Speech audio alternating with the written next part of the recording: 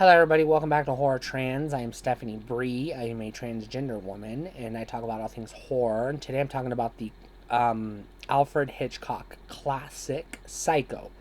Psycho is what we consider a proto slasher. This is the first of the proto slashers. This was the one that started us on the path to what would become the slasher genre.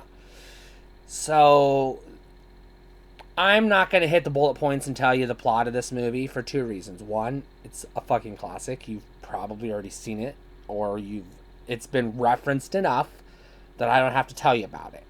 And two, I am a transgender woman, and this movie is somewhat problematic for trans people, and I'm not going to get into it here. If you've seen the movie, you know why. So I'm just going to give it a buy, and I'm going to say this is a good movie. It is a classic. But I'm going to talk about its influence on the slasher genre, and that's where I'm going to focus my review. So, there's a couple of things that this movie does that are kind of firsts that become staples of the slasher genre. So, the first thing that this movie does is the point of view shot. You see the camera from the killer's perspective.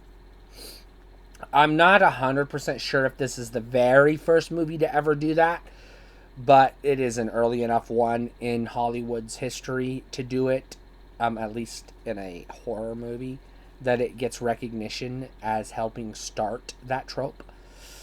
The second thing it does is it does have the stabbing death in it. It has the infamous shower scene that every slasher movie has ripped off. This was the first one to do the shower death scene. So it is iconic. Everybody has tried to replicate it. Nobody has gotten it right because they did it right the fucking first time. The other thing this movie has that makes it almost a slasher but not quite a slasher is it as a serial killer, a deranged serial killer with in this movie, piss poor motivation. But there are sequels that we'll get to. I will talk about the sequels. But in this movie, it's a piss poor motivation. They don't really get into it too much. It's just sort of, he's crazy, and that's all. They just label him as crazy and don't really expound upon, his motivation beyond he's crazy. This movie does have an iconic ending. It does have some good acting. It does have that's why I'm not going to spoil it. It does have a twist in it that does throw you off, But this is not a full-fledged, fully developed slasher. This is an Alfred Hitchcock suspense thriller. So that's why I hesitate to call it even a horror movie.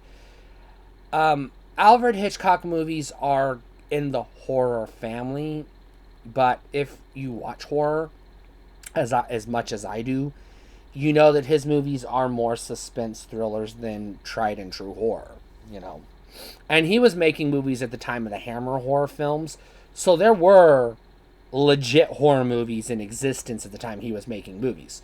So we have something to compare to.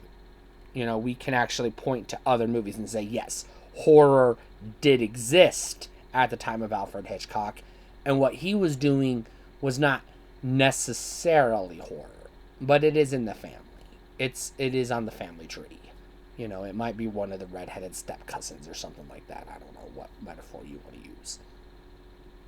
But like I said, this is a buy. This is a damn good movie. I have the collector's edition DVD, and it's a damn good collector's edition.